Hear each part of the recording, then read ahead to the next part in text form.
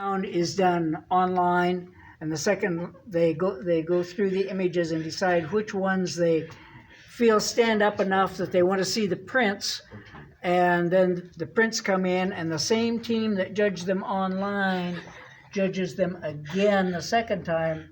Second time they are really looking at print and presentation. Is the image, sometimes you can't tell online. The image might come back as a print that's got a lot of blown out stuff, or the matting might come back like it's been walked on. That happens. That second tier judging, they're looking for that kind of thing, and then they're placing the winners, which is a challenge. What we don't do, that some other groups do, is if you've seen judging where the judges have a collection of cards that have numbers on them, and they show a number, and somebody adds up the numbers, and that's where the image falls, and they're ranked that way. Instead of doing that, the judges have to come to a consensus. And that gets to be a little interesting sometimes. We do look for judges that play well together, but are willing to say why they do or do not want something. For those of you that don't know, with this group, most of you probably do, we are one of the oldest, largest photo print competitions in the country. Started in 1947, hasn't missed a year. And we are now up to getting last year was 4,400 entries. And we hang about 1,400. The way we do that with the judging, we look at, okay, we know we can hang 1,400. The gallery, it sometimes gets to be tight, but we can make it look decent with 1,400 images in the space we have, which is about 10,000 square feet. We look at how many entries we have. We run the percentage.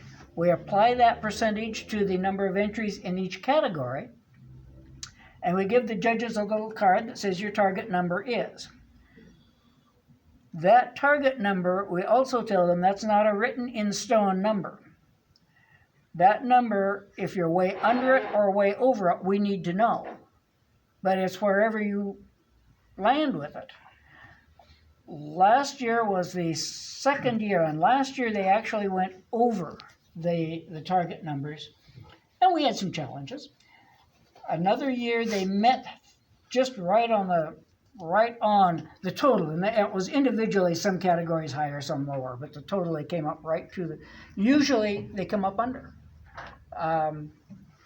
They're pretty discriminating bunch of judges, and personal opinion, which we aren't supposed to probably say anything like that to the judges. State law says we can't influence the judges at all. But my opinion is that you're better to have an image not make it through first tier than to have it printed and bring it into second tier and have it not make it. But when it doesn't make it through first tier, you need to bring that image in on a thumb drive to a judge's critique and talk to the judges about it.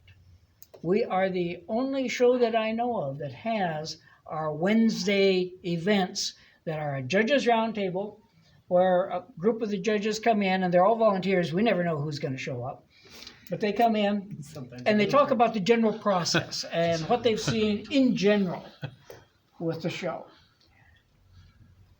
The next Wednesday, again, a group of judges comes in and does a lot like what we're doing here. We try and have enough that we can have 2 or 3 judges judging off of our 55-inch screen, and then some will have their laptops and kind of isolated so that if you don't want everybody to see your work and hear that discussion, you can do that. You can bring in prints. They'll look at the prints, and if we have enough time and people, we'll also have somebody out in the gallery just walking and talking about the images in the gallery. I don't know of any other show that does that. We also then, the following Wednesday, have a panel of people that have entered and been in the show.